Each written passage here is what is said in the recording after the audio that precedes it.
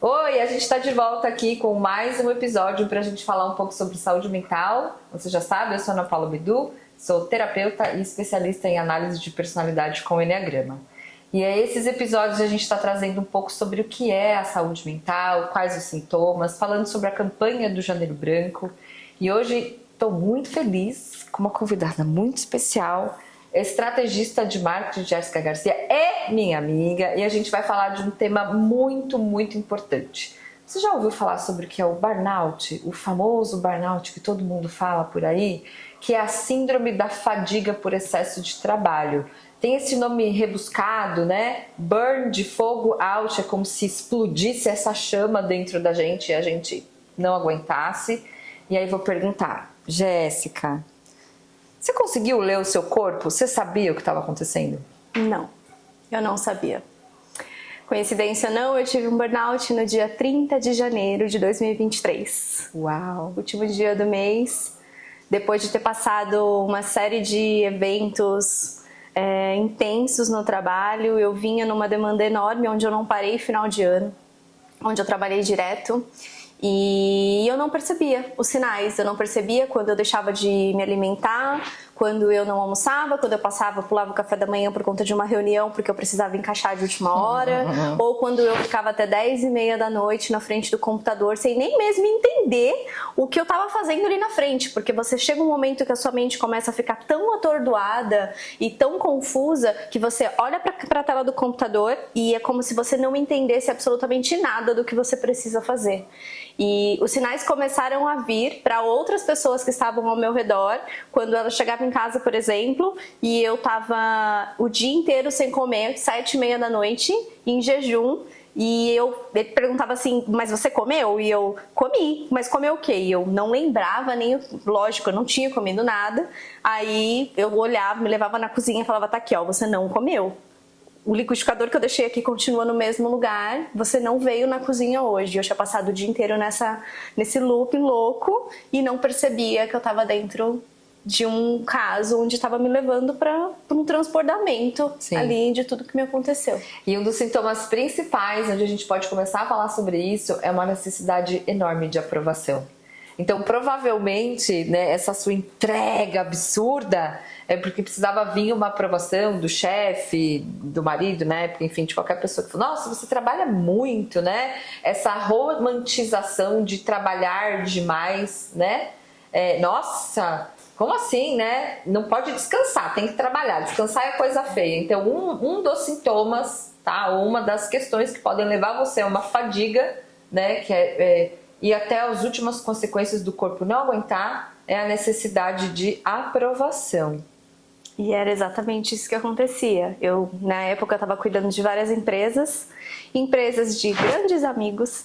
Então, a responsabilidade ainda era maior, porque eu tinha que entregar algo com excelência, algo que eu já me exigia demais, e ainda por cima atender a expectativa de grandes amigos mesmo, porque eram empresas, eram os filhos deles, eles estavam colocando ali um nenenzinho no mundo, que era essa nova empresa que estava sendo, né, criada.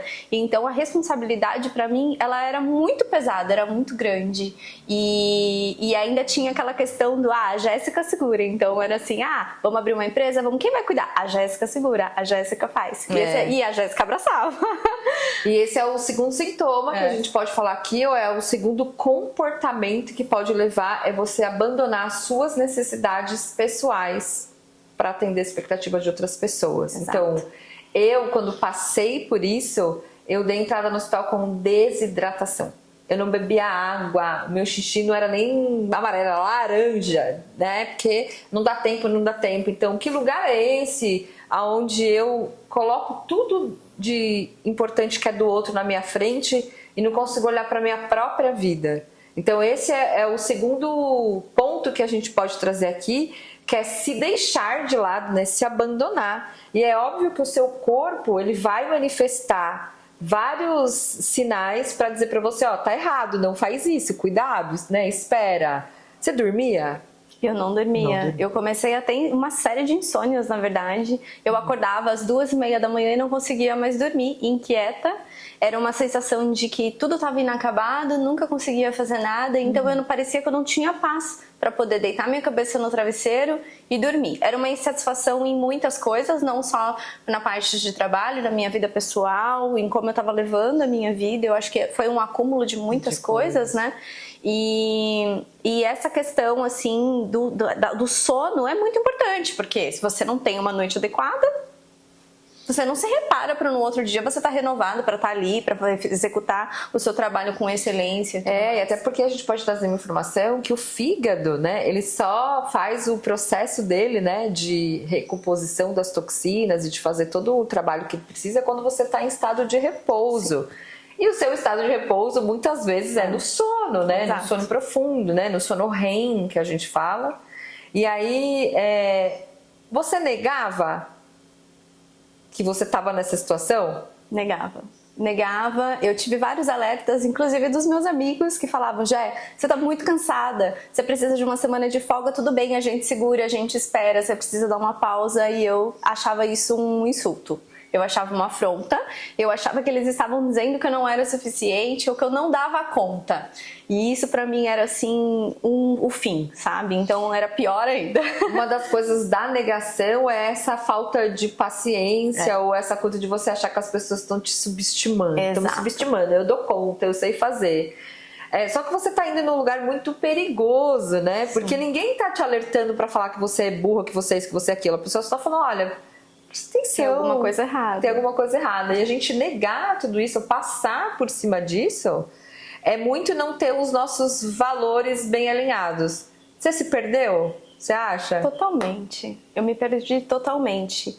Eu deixei de ser quem eu era, eu deixei de vibrar e de conduzir o trabalho da forma que eu acreditava, que eu acho que pra mim é a coisa mais importante. Eu sou uma pessoa movida a acreditar naquilo que eu faço. Se eu tenho um projeto, se alguém me apresenta um projeto, um cliente, e eu não acredito no trabalho, não adianta eu pegar, porque eu não vou conseguir desenvolver, eu não vou conseguir fazer.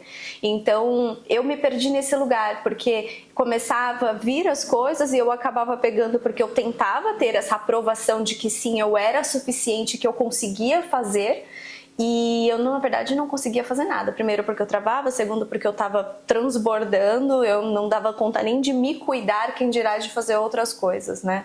Então, não tem como evoluir dentro disso, não tem como. E um dos outros sintomas é a sensação de vazio. Você faz e não vem, nada te preenche, assim. Quando que foi a sensação de vazio, assim? Você consegue lembrar? Lembro. Foi muito engraçado porque eu sempre fui uma pessoa que ouvi muito o meu corpo, e nessa época eu deixei totalmente de ouvir, só que começou a acontecer uma coisa que me pegou assim, que eu comecei a prestar atenção, que era todos os dias no final do dia eu tinha um acelero no meu coração, era uma falta de... E era sempre no mesmo horário, era entre 5h30 e 6 horas, finalzinho do dia já, que era a hora que eu já estava naquela pausa, finalizando tudo, e começava a dar realmente aquele acelero no peito, falta de ar, uma crise assim que eu tinha vontade literalmente de sair correndo, né? E era um desespero tão grande, e eu não entendia o porquê que eu estava tendo aquilo, né? Não, em nenhum momento passou pela minha cabeça, olha, isso já é um sinal de crise de ansiedade.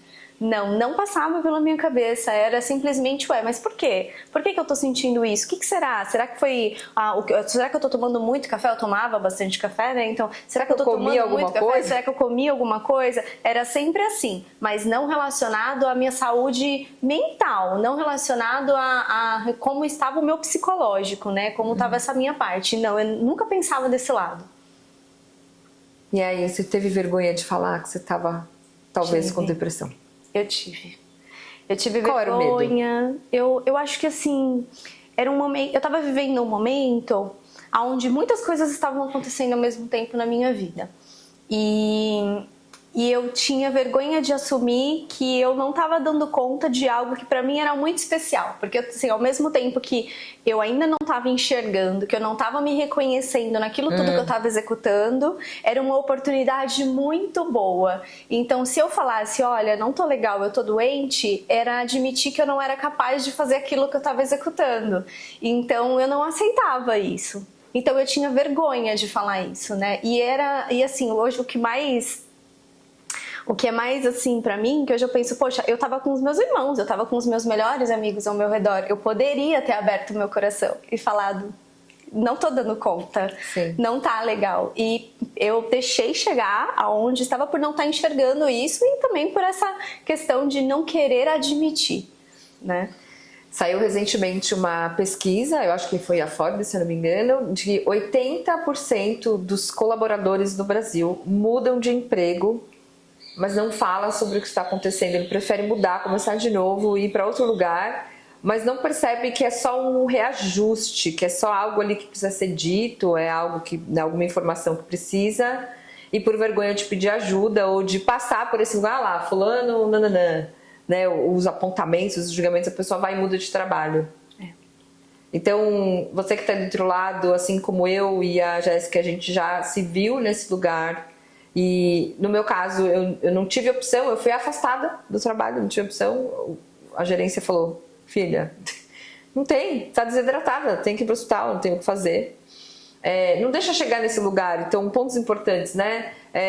Você deixar suas necessidades de lado, não perceber os sintomas do seu corpo, tremedeira no rosto, tremedeira no olho, sabe aquela sensação que faz treme? Isso é excesso de cortisol no corpo, é estresse, é ansiedade. E a gente precisa se ouvir para a gente conseguir falar, né? Então tá muito conectado tudo isso. Então, à medida que você não se ouviu, você não conseguiu falar e puf. É muito triste, né? A gente tem aquele velho ditado que as nossas vozes, as nossas mães gostam muito de falar pra gente, que é se não aprende no amor, vai aprender pela dor. A minha mãe fala muito isso pra mim. Sim. E infelizmente foi isso. Eu tive que aprender na dor e na pior dor na minha vida. Porque eu não imaginei. Eu tinha a sensação de que eu ia morrer todos os dias. Era uma crise de ansiedade que me batia, que quando eu vi eu estava no chão, imóvel, em posição fetal, sem respirar, muitas vezes vomitada, porque era tão intenso que vinha e eu ficava caída no chão. A reação química do corpo, nossa, né? Ela faz isso. Imensa. E assim, a que ponto que eu precisei chegar para eu entender que eu precisava parar, que eu precisava me cuidar, que eu precisava olhar para esse lugar e entender que eu estava esgotada, que eu tinha que parar naquele momento, né? E entender que pode. Exato, e que eu podia. Você pode, tá? Então, você aí do outro lado que tá vendo a gente, queda de cabelo, ganho de peso, não conseguir dormir pelo menos às 6 horas da noite, e se você acorda pontualmente 3h30, é a hora que o seu corpo vai liberar serotonina. E se ele não está fazendo isso porque tem um excesso de cortisol, você vai acordar. Você vai acordar no meio da noite. Mas eu acordo 3 horas da manhã. Sim, porque é a hora que o fígado está trabalhando, está fazendo o que precisa fazer ali para te dar qualidade. Então, fazer os exames sobre a sua vitamina D, sobre ferro, ferritina, B12. Né? A B12, se você está ela baixa demais, você não tem energia nenhuma para fazer nada. Então, se você se identifica, ou se você viu algum sintoma desse em você ou em outras pessoas, peça ajuda. Vá ao médico, marque um psicólogo, um terapeuta, alguém que você confia. Faça algo por você. Porque se você não falar, assim como eu e a Jéssica não falamos, as pessoas só perceberam e a gente só percebeu quando a gente estava no hospital já, não tinha mais o que fazer. E é a pior parte, né? É a pior parte. Porque, não sei você, eu acredito que assim como eu, você deve ter passado por isso também, a gente entra naquele lugar de que todo mundo olha e fala, tadinha, coitada. E aí fica pior ainda. Fica pior ainda, porque aí você se coloca num lugar tão vulnerável, tão frágil, que é horrível, né? Então, como é importante a gente olhar realmente para esses sinais. A gente tá aí novamente entrando num janeiro branco, né? Há 1 ano que isso aconteceu comigo e precisou acontecer para que eu reavaliasse toda a minha vida, assim como aconteceu com você também, e a gente conseguisse entrar novamente nesse trilho e entender que não precisa ser dessa maneira. Pode ser pelo amor, né? Pode ser com calma, pode ser com paz. Hoje eu consigo organizar a minha vida e falar assim, não, eu vou trabalhar até as 18 horas e acabou o meu dia aqui nesse momento e agora eu vou cuidar de mim. mim, agora eu vou olhar para minha família, eu vou cuidar dessa vida que eu tô gerando, eu vou cuidar da minha saúde, Sim. sabe? É muito importante isso. Talvez se essa Jéssica do passado estivesse vivendo o que eu tô vivendo hoje, eu não estaria realizando tudo isso. Sim. Eu precisei desacelerar, eu precisei passar por tudo isso para entender, para eu estar vivendo o que eu tô vivendo hoje. Sim. Sim, se você se identificou ou conhece alguma Jéssica, alguma Ana por aí, dê a sua escuta, né? Oriente essa pessoa, olha, pode ser isso, passe no médico, procure um terapeuta, não tenha vergonha de pedir ajuda, não tenha vergonha dos julgamentos, porque só você vai sofrer com tudo isso. A pessoa que está julgando, muitas vezes ela julga porque ela nem sabe, nem conhece, nem tem ideia de que, né, pode estar acontecendo alguma coisa. Então a nossa ideia nesses quadros e trazer aqui é uma questão de alerta mesmo, é trazer isso para algo humanizado. Qualquer um pode correr esse risco, qualquer pessoa pode estar passando por isso agora, né? E a gente percebe que 33% dos colaboradores dentro das empresas hoje já estão num grau severo como nós estivemos. E aí tem uma pesquisa que 12 bilhões de dias são perdidos por afastamento, porque a pessoa chegou no limite.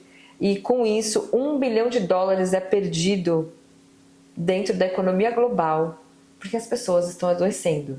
O Brasil é o 5º país no ranking da depressão, o 2º na obesidade. Então são números alarmantes, a gente precisa ter esse olhar cuidadoso.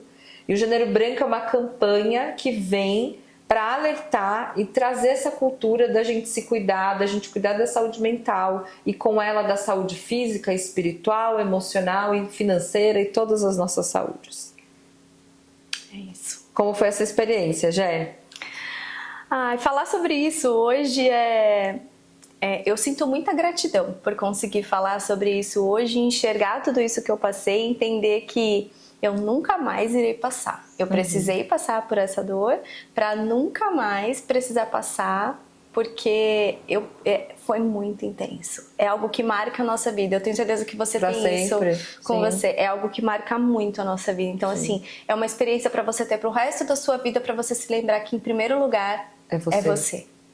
E eu te agradeço muito, principalmente a sua coragem, a sua franqueza, porque não é todo mundo que consegue falar, porque é um lugar de muita dor. Muita dor, é um lugar de humilhação, de julgamento, de falta de capacidade. A gente vai em lugares muito ruins quando a gente passa por isso, mas é super possível de sair, e aí uma ajudando a outra a gente vai, né, conseguindo, se olhando, se validando e entendendo que se a gente pede ajuda, a gente pode sair desse lugar. Com certeza. Obrigada, minha amiga. Obrigada. E aí fica aí para o próximo vídeo que a gente vai falar um pouquinho mais sobre o Janeiro Branco e sobre ansiedade, depressão e burnout.